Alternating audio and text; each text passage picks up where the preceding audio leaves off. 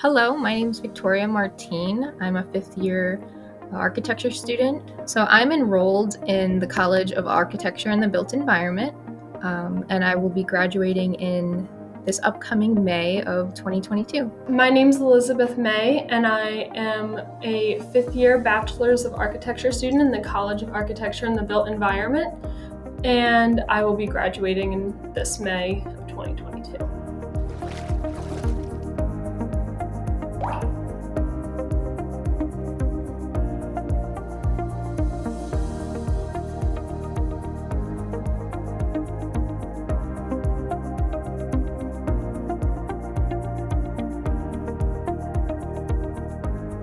So our project is called A Case Study into the Heat Vulnerable Neighborhoods of Philadelphia.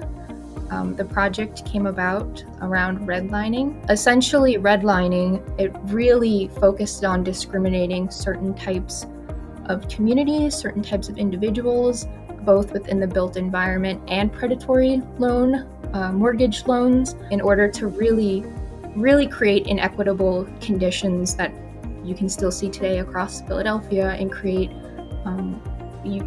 for example, you can go in one neighborhood today, walk into another neighborhood a few blocks over, and just the feeling of that neighborhood is different. So that's why our project, we wanted to look at formerly redlined communities to see how they would then compare to a neighborhood that didn't have those restrictions, that weren't discriminated against, to see how those conditions today compare.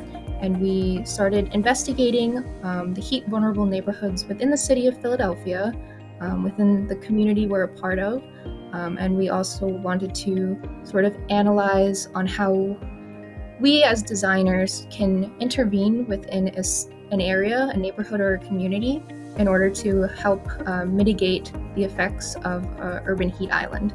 So based off of the analysis that we ran, the Tioga neighborhood and Carroll Park neighborhoods to be the most vulnerable neighborhoods currently in Philadelphia. We looked at different parameters such as median household income, life expectancy, tree canopy coverage, and the heat vulnerability index. And we chose neighborhoods that way, and then we went and used a comparison of a neighborhood that was outside of the hottest neighborhood. So we used Chestnut Hill as the best scenario and has all of the good things going for it, while we found Tioga and Carroll Park to be the opposite of that. We started to look at adding more tree canopy, adding green spaces, adding green roofs to buildings, and starting to really see what can be added.